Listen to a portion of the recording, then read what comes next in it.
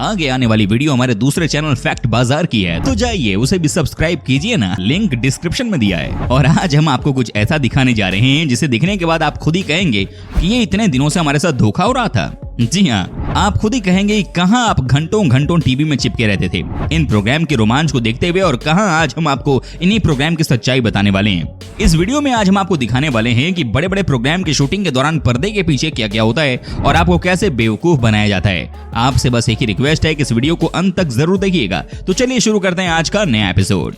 Number 1, दोस्तों, man versus wild show को कौन नहीं जानता है, दुनिया इसकी दीवानी है। बेयर ग्रिल्स, वो आदमी जो नर्क में भी खुशी खुशी रह सकता है, कुछ भी खाकर जिंदा रह सकता है, दुनिया के किसी भी कोने में सरवाइव कर सकता है। बराक ओबामा और केट विंसलेट को जंगल में सांप बिच्छू खाने के लिए बुला सकता है। अगर आप अब तक ये बातें परम सत्य समझते आए हैं तो भैया ऐसा है कि बेयर ग्रिल्स बाबू जो है ना, आपको आज तक बनाते आए हैं। जी हाँ, आपने सही सुना है। आज हम इनकी भी पोल खोली देते हैं। बेयर ग्रिल्स का पहले एक शो आता था, अल्टीमेट सर्वाइवर। इस शो में बियर एक कैमरे के साथ दुनिया की तमाम मुश्किल जगहों पर कुछ दिन तक अकेले रहते थे और बाद में फुटेज को एडिट करके शो बनाया जाता था। मगर यह शो टीवी के लिए उतना मसालेदार नहीं बन पाया जितनी उम्मीद थी। फिर नया शो बना मैन वर्सेस वाइल्ड। बियर के नए शो में एक पूरा क्रू 6 से 7 दिन में एक एपिसोड शूट करता है, जिसे 2 दिन के सर्वाइवल के तौर पर दिखाया जाता है। कई बार छोटी छोटी ऊंचाइयों से लगाई गई छलांगों को पहाड़ से कूदना दिखाया जाता है। तमाम तरह के कीड़ों को खाना शो की वैल्यू बढ़ाने का एक एलिमेंट होता है। जिन गुफाओं में पहले से पूरा क्रू मौजूद होता है उसको सुनसान और खतरनाक दिखाकर फिल्माया जाता है। ऐसा भी नहीं है कि शो में दिखाई गई हर चीज फेक हो। तमाम स्क्रिप्ट के बाद भी कई स्टंट रियल होते हैं। खाने पीने से जुड़ी वो अजीब चीजें भी वास्तविक होती हैं। तमाम सुरक्षा उपायों के बावजूद बियर कई बार अपनी हड्डियां तोड़वा चुके हैं। कुल मिलाकर कहने का मतलब ये है कि शो में जो स्टंट दिखाई पड़ते हैं उनमें खतरा तो खूब होता है, मगर जीने मरने के सवाल जैसी कोई परिस्थिति नहीं होती। जी हाँ, कहा जाता है कि इस शो में बहुत सारी ऐसी चीजें दिखाई जाती हैं जो कि पूरी तरह से फेक हैं। कहते हैं कि बड़े बड़े होटल्स में रहते हैं और वहीं पर इनका सेट तैयार किया जाता है, लेकिन दुनिया को दिखाया जाता है कि वाकई में घने जंगल में गए हैं। क्या फेक दुनिया है ये। समझिए कि बड़े बड़े लोग इस तरह के शो में गए हैं, लेकिन वाकई में ये किसी के लिए भी सिरदर्द देने वाली बात है। नंबर 2, टीवी के reality singing show Indian Idol का हर साल एक नया सीजन आता है और हर मंच से कई हुनरमंद सिंगर बाहर निकल कर आते हैं। शो के प्रोड्यूसर इस वक्त अपने अगले सीजन की तैयारी में लगे हैं। इंडियन आइडल के अंदर, यानी कि हम मंच पर जिस तरह का माहौल देखते हैं तो हमें लगता है कि वहां मौजूद कंटेस्टेंट को बहुत आराम होगी, लेकिन शायद ऐसा नहीं होता है। इस बात का चौंका देने वाला खुलासा शो के एक कंटेस्टेंट ने किया। इस शो में आने के लिए एक ऑडिशन प्रक्रिया से होकर गुजरना पड़ता है। इसके बाद ही शो के लिए सिलेक्शन होता है। इस ऑडिशन के दौरान जो भी चीजें कंटेस्टेंट के साथ होती हैं उनके बारे में साल 2012 में ऑडिशन दे चुके एक प्रतियोगी ने शो के ऑडिशन की सच्चाई सबके सामने रख दी। जी हाँ, इन्होंने पोल खोल दी। जी हाँ, इनका कहना था कि इंडियन आइडल में सब कुछ फेक दिखाया जाता है। जी हाँ, इन्होंने साफ साफ कहा कि यह सिर्फ एक पैसे कमाने का जरिया है। कहा जाता है कि शो में किसी को हिट करने के लिए पैसे तक लिए जाते हैं। इतना ही नहीं, इनका यह भी कहना है कि शो में लड़कों को जानबूझकर परेशान भी किया जाता है। साथ ही जो आपको लाइव दिखाया जाता है वो एक्चुअली में रिकॉर्डेड होता है। नंबर 3, कपिल शर्मा के बारे में कौन नहीं जानता है। ये एक समय हमारे देश का सबसे बड़ा शो था। इसकी टीआरपी भी बहुत थी, लेकिन इसके पीछे क्या वजह थी अब ये भी लोगों के सामने आ गया है। जी हाँ, कई सारे ऑडियंस जो कि इस शो को लाइव देखते थे उनका कहना है कि ये शो बहुत ही फेक है। जी हाँ, इसमें जो तालियां बजाई जाती हैं वो भी बहुत नकली होती हैं, क्योंकि जबरदस्ती यहाँ पर लोगों को कहा जाता है कि आप ताली बजाओ।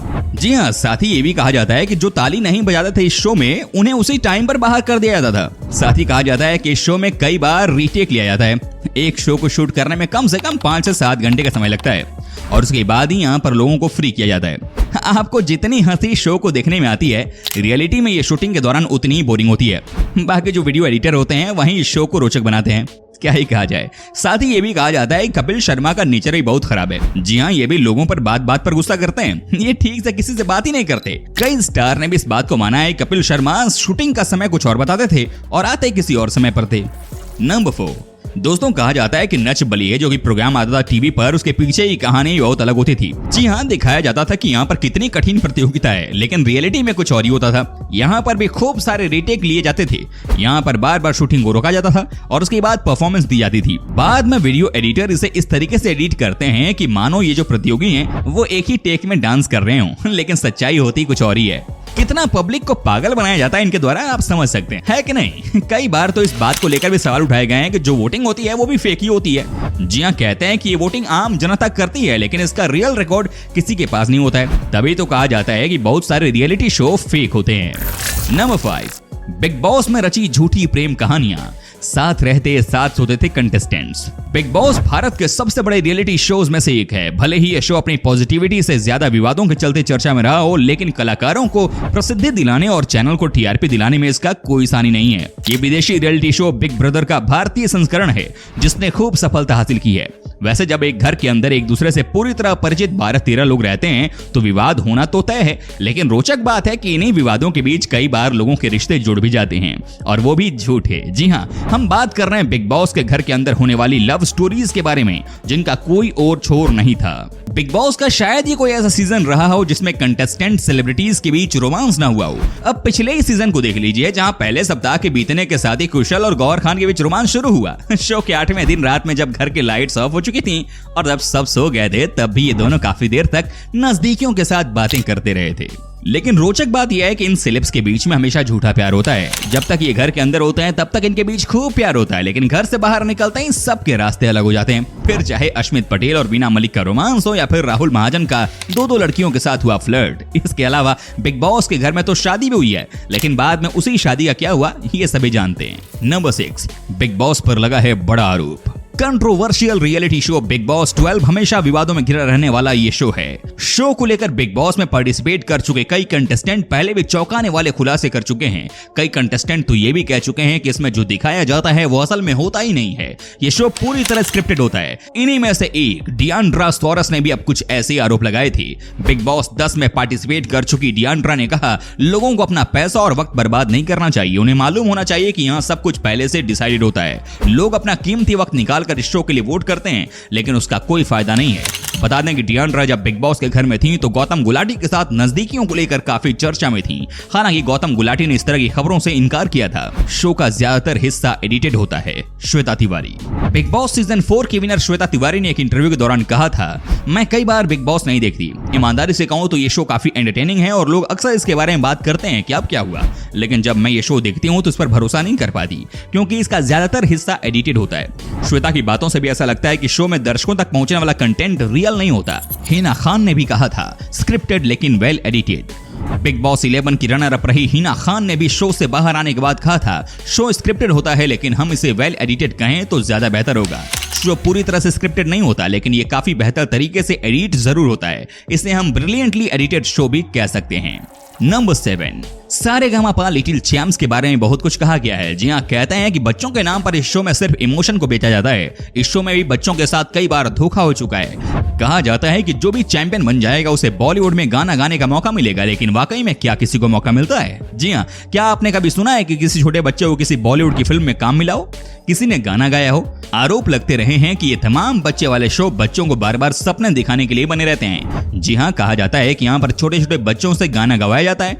कई बार रीटेक होता है, लेकिन बाद में फिर वही कहानी। इसे एडिट इस तरह से कर दिया जाता है कि मानो बच्चे ने बिना रुके ही गाना गा दिया हो। क्या बात है, लेकिन रियलिटी तो कुछ और ही होता है दोस्तों। इसके बारे में आप जितना जानने की कोशिश करेंगे उतना आपको कम लगेगा। नंबर 8, दोस्तों अब हम आपको बताते हैं कि कैसे मास्टर शेफ इंडिया में भी जनता को बेवकूफ बनाया जाता है। जी हाँ, कहते हैं कि शो के जरिए हिंदुस्तानी लोग अपने खाना बनाने की हुनर दिखाते हैं, लेकिन क्या वाकई में ये रियलिटी है या है ये कुछ और? आज हम आपको इसके बारे में भी सारी सच्चाई बताते हैं। दोस्तों, कहा जाता है कि ये खाना जो आप देखते हैं इस शो में वो सब फेक होते हैं। जी हाँ, इन्हें पहले ही बना लिया जाता है। इसे बनाता कोई और है और पकाते हुए दिखाया किसी और को जाता है। इतना ही नहीं, ये जो प्रतियोगी होते हैं उन्हें भी ये नहीं पता होता कि इनका खाना कैसे बना है, लेकिन चूंकि स्क्रिप्टेड कहानी होती है, इन्हें पहले ही बता दिया जाता है कि आपसे क्या पूछा जाएगा और उसी हिसाब से ये अपना आंसर भी तैयार कर लेते हैं।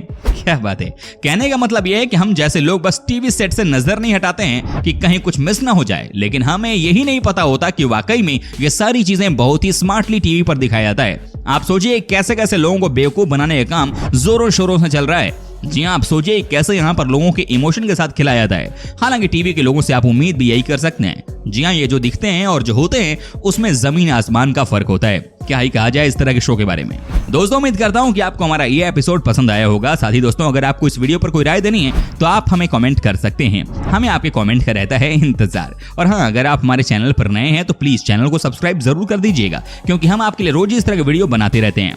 दोस्तों, अपना ख्याल रखिएगा। मिलेंगे अगले एपिसोड में, तब तक के लिए take care and bye bye.